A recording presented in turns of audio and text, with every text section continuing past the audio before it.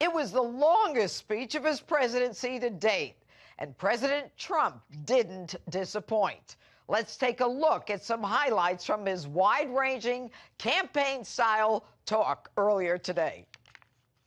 You know I'm totally off script right now. And this is how I got elected, by being off script.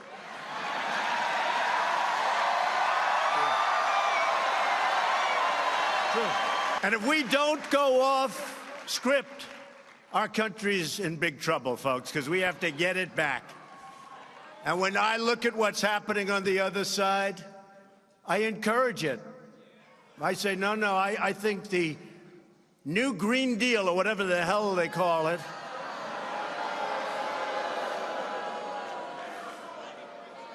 the Green New Deal, right? Green New Deal.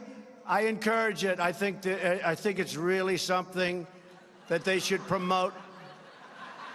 They should work hard on. It's something our country needs. Desperately, they have to go out and get it. But I'll take the other side of that argument only because I'm mandated to. I'm mandated. But they should stay with that argument. Never change. Never change. No planes.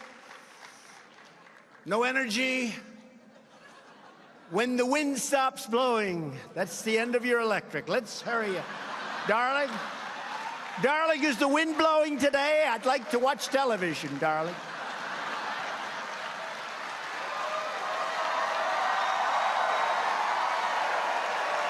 And all of a sudden, they're trying to take you out with okay?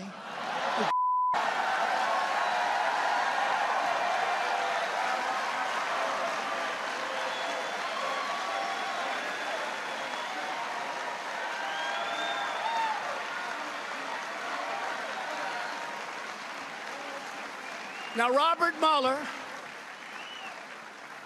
never received a vote, and neither did the person that appointed him. And as you know, the Attorney General says, I'm going to recuse myself. I'm going to recuse. And I said, why the hell didn't he tell me that before I put him in? How do you recuse yourself? But the person that appointed Robert Mueller never received a vote. Robert Mueller put 13 of the angriest Democrats in the history of our country on the commission. What we've done together has never been done in the history, maybe of beyond our country, maybe in the history of the world. They came from the mountains and the valleys and the cities. They came from all over. And what we did in 2016, the election, we call it, with a capital E, it's never been done before, and we're going to do it, I think, again in 2020, and the numbers are going to be even bigger.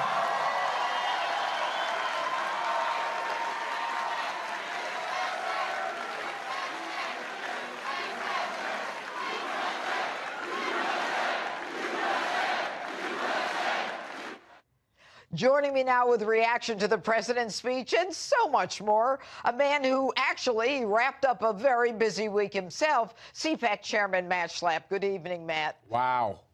Wow. I think that's the word humdinger, maybe. Well, I got to tell you, he had that place on his feet. Oh. But more than that, didn't he just come off a plane after having traveled halfway around the world? Something like 40 hours in the air and less than 40 hours on the ground, and he comes right, as I said in my remarks, he walked away and walked right over to CPAC. Yeah, he did. Which was just awesome. And you should have felt great. I mean, you run CPAC. You're in charge of it. You had how many speakers there this year? About 200 speakers. We had half the cabinet, a bunch of West Wing senior staffers for the president. We obviously had the president and the vice president. You had a lot of good speakers there this year. A lot of great speakers. We had Van Jones, which was interesting. Well, I want to talk to you about Van Jones, but I do want to talk about the president first. Look, the president gets off the plane. He delivers what many of us believe to be the longest speech he has ever delivered since he's been the president. And he's full of energy. And there is nothing that he didn't cover in that speech. He covered everything. Did he say to you, look, Matt, I'm a little tired. I might not be able to do this? He talked ahead of time, and he had this funny thing where he said, hey, have you ever had someone say that they're actually not going to keep their commitment? I was like, oh, yeah, I sure have. He goes, don't worry, I'm going to be there. But, you know, it's been a real busy trip, and let's see how it goes. I don't know if I'm going to really be energetic, and he was pretty energetic. And then when he got done, Judge, he was ready to keep going.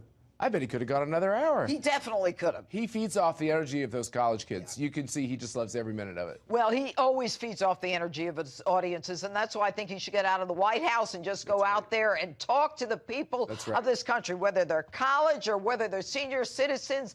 He is of the people. But let me ask you this. Van Jones. Now, here's this guy who was a drug czar. Wasn't that what he was? Something like that. And he works for CNN. Green energy czar, yeah. Yeah, some czar. He was a czar. I think of drug czars because that's the only thing I'm accustomed to from my background. But how did he get at this conservative political action committee? Did you invite him? We did invite him, and the reason is because we've actually worked with him on criminal justice reform, which has been a big initiative of the president's. Sure. And Van Jones is one of the liberals with character, I'll say, who, when the president does something right, he supports him. And that's almost like a lost cause with liberals. It's hashtag resistance. They hate everything about him. Well, but okay, so he came and gave credit where credit was due in prison reform. He did. Did he say anything about getting pushback from the left? Yeah, he said he was already. Yeah, he said he was going to take it for being there, and he sure did. I watched the Twitter, and some people were pretty brutal, and I don't think he cares because I think he believes he is character. And when the president does the right thing, he believes he should support him. All right. Now, you do this every year. We do.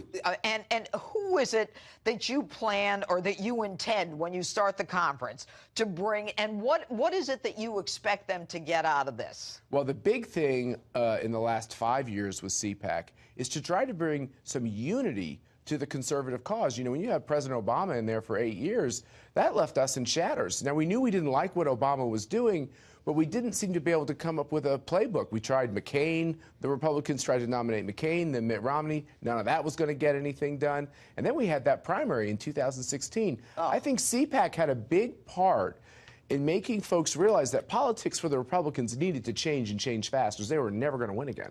Well, and you know, we should learn from the Democrats not only how to stay cohesive, but also, you know, how to circle the wagons when somebody comes after one of us. But that doesn't happen. And I think, lastly, I just want to ask you. I mean, you've had the president for the last 3 years. 3 years. That's right. I mean, that's pretty. It says a lot for you and your organization. Reagan spoke every year of his 8 years. The difference is with President Trump is it is a central part of how he explains to the American people what he wants to do. And the vice president comes too, and he gave a great indictment of socialism. Mick Mulvaney, I was very impressed with him. He had just gotten off the plane. He kept saying, "I can't think of words. I'm exhausted." I might be as exhausted tonight as Mick Mulvaney was on Friday. Well, but you I don't know. should be. You did a great job. Thank you, Match Lab. Thanks so much.